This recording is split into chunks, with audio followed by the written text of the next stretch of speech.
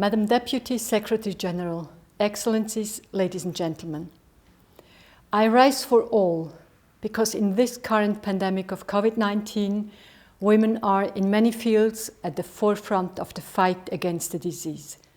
As health workers, as sales personnel, as breadwinners and as mothers.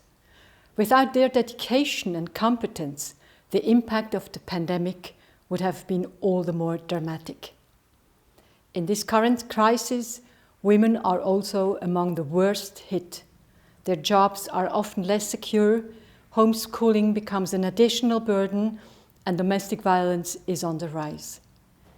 This is why this initiative of Women Rise for All is so timely. We cannot let hard-fought progress in gender equality of recent decades be lost.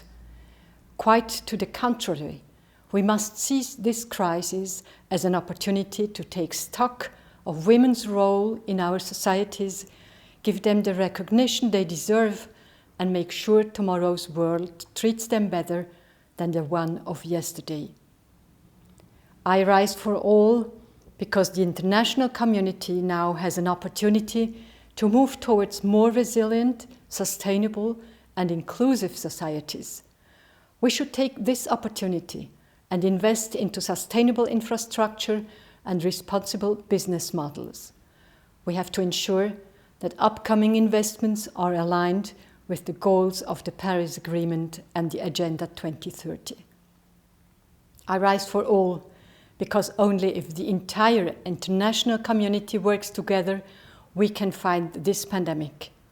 As an expression of solidarity with people in developing countries who are especially hard hit, Switzerland has contributed $8 million to the Secretary General's COVID-19 Response and Recovery Trust Fund to ensure that the fund reaches women and girls at the risk to be left behind.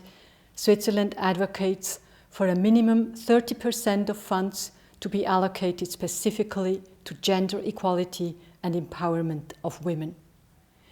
In our different capacities, we must all ensure that those who are at the forefront of the fight against the pandemic do not become the first victims of the disease. It is therefore heartening to see today so many women joining hands and hearts to make sure that tomorrow no one will be left behind. Thank you.